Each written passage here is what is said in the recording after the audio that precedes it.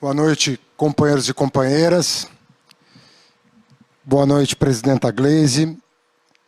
Boa noite, presidente Lula. Boa noite, presidenta Dilma. Em nome dos nossos presidentes, eu gostaria de agradecer a oportunidade de falar para a militância do PT, para os simpatizantes do PT e para os amigos do PT, que nos ouvem nessa noite, que celebra 41 anos de existência do Partido dos Trabalhadores.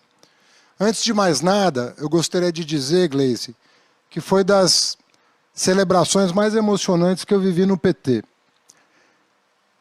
Muito singela, do ponto de vista de organização, mas de uma profundidade, do ponto de vista simbólico, ouvir nossos governadores, ouvir lideranças mundiais de todo o planeta celebrando o PT, enaltecendo a contribuição que o PT deu para o mundo e para a América Latina, acompanhando as suas palavras, um discurso irretocável, dando luz, jogando luz sobre a dramaticidade do momento que nós estamos vivendo, o discurso da presidenta Dilma, que também agregou uma análise profunda do momento que nós estamos vivendo e das tarefas que o PT tem pela frente.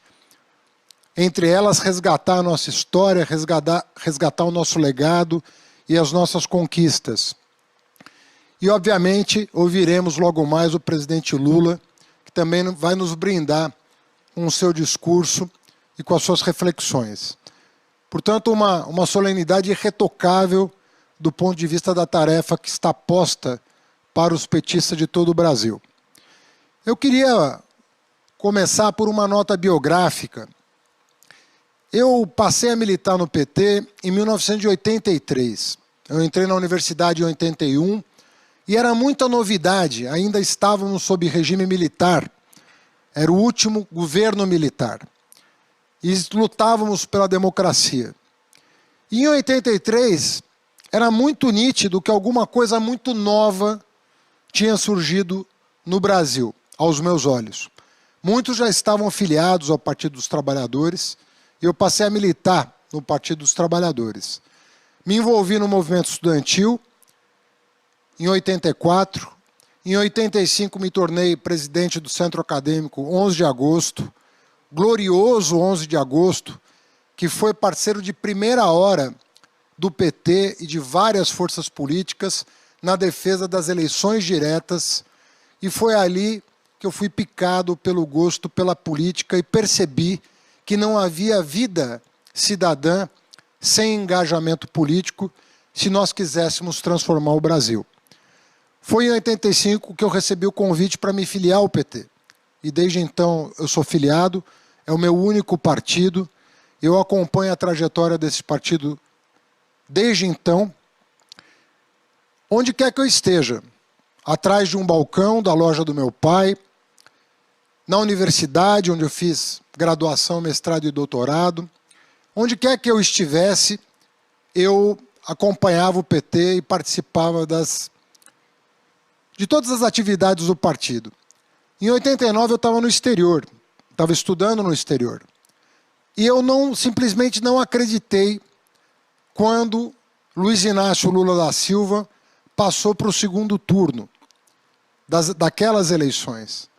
Eu disse para minha companheira, que me acompanha até hoje, Ana Estela, Estela, arruma as malas, porque eu não vou perder a oportunidade de votar no Lula. Vamos terminar o que tiver que terminar aqui, vamos arrumar as malas e voltar para o Brasil. Porque naquela época não existia o voto no exterior. Para você votar para presidente, só na sua sessão eleitoral.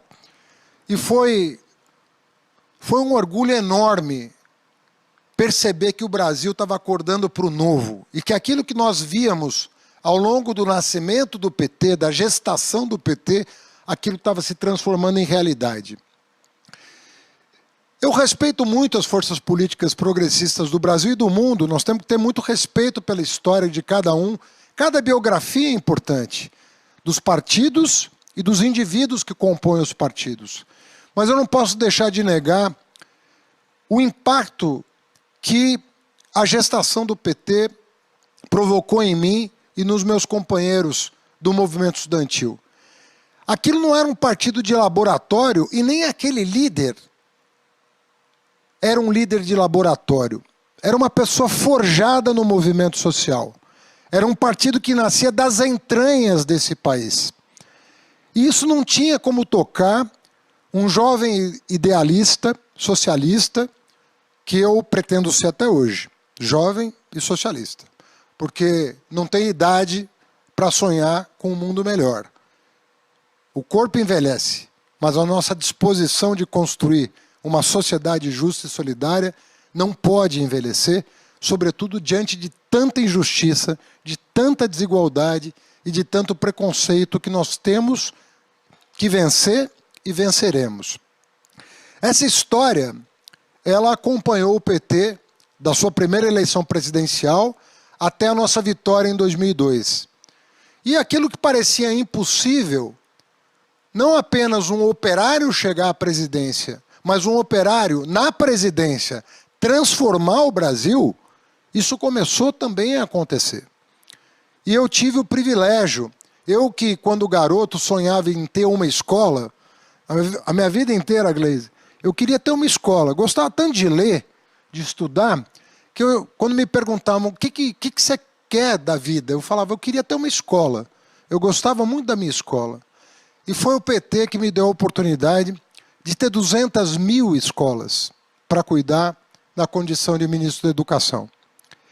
Eu não tenho como expressar para vocês o que isso significou na minha vida. Eu não tenho como expressar a oportunidade que um operário nos deu com recursos, com vontade, com dignidade, de transformar a vida de milhões e milhões de jovens que hoje chegam às universidades, chegam ao mestrado, ao doutorado, pretos, indígenas, pretas, pobres, filho de faxineiro, de pedreiro, ostentando o seu primeiro diploma da família e dizendo, nós somos o exército que vai transformar esse país. Nós somos a geração que vai transformar esse país. E depois eu que sonhava com uma escola e tive a oportunidade de ser ministro da Educação, nascido em 25 de janeiro, dia de São Paulo, me tornei prefeito da cidade que nasceu dia 25 de janeiro, pela mão do PT. Quantos e quantos companheiros nossos, professores, enfermeiros, médicos, de todo o país, lavradores, como meu pai foi até os 24 anos, puderam sonhar em galgar degraus e contribuir com o melhor dos seus esforços por esse país e transformar o país ao longo de 12 anos. E eu falo 12 anos porque em 2014 aconteceu um crime nesse país. Os derrotados não aceitaram a derrota.